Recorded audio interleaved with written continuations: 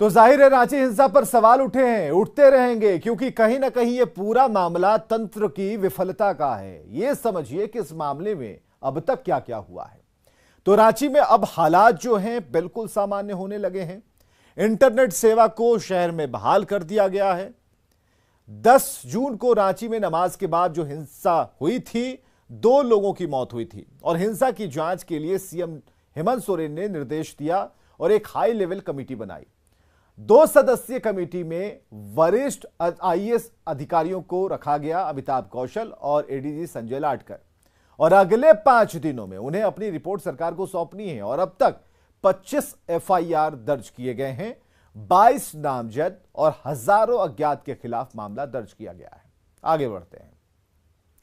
जिस नुपुर शर्मा के बयान को लेकर देश के कई हिस्सों में हिंसा की आग धधक रही थी, उस नुपुर शर्मा पर बीजेपी कार्रवाई का डंडा चला चुकी। हम लगातार ये सवाल उठाते रहे हैं। यही बात मुख्यमंत्री नीतीश कुमार ने भी कही। जब बीजेपी ने एक्शन लिया तो हंगामा ठीक नहीं, और इस तरह के प्रदर्शन पर उन्हें हैरानी होती है। सुनिए नीतीश कुमार ने 10 जून को हुई हिंसा पर क्या कहा। तो जो कुछ भी किसी ने कोई स्टेटमेंट दिया तो उस पर तो कोई एक्शन हो ही गया, और कहा ही है केस तक एफआईआर भी हो गया, सब कुछ हो गया।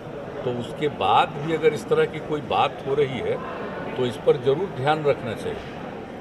देखिए, कभी कभी आप चाहे जितना भी करिएगा ना, कुछ लोग, हमको तो लगता है कि जरा कुछ जानबूझ करके आपस में झगड़ा करना चाहते हैं। कोई ज़रूरी नहीं है कि स्वाभाविक रूप से कोई चीज़ हो। तो जब इस बात को लेकर के एक्शन भी किया, सब कुछ किया, तो फिर इस तरह से क्या करने की ज़रूरत है। इसलिए हम तो इसके भाई, हमको तो आश्चर्य होता है।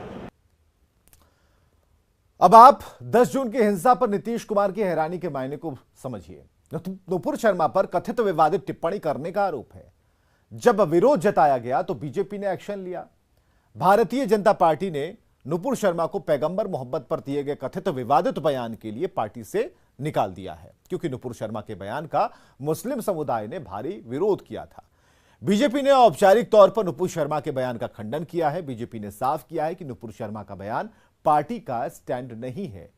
पार्टी को ऐसा कोई भी विचार मंजूर नहीं जो किसी भी धर्म या फिर संप्रदाय की भावनाओं को ठेस पहुंचाए। सवाल यह है कि जब बीजेपी ने एक्शन ले लिया तो फिर यह बवाल क्यों हुआ, और इस बात पर नीतीश कुमार को भी हैरानी है। हिंसा की जांच के लिए कमेटी गठित की गई और सीएम ने बनाई 2 सदस्यीय टीम को रिपोर्ट देने को कहा है, वो 2 हफ्तों में, जिसके अधिकारी बनाए गए आईएएस अमिताभ कौशल और जांच टीम में आईपीएस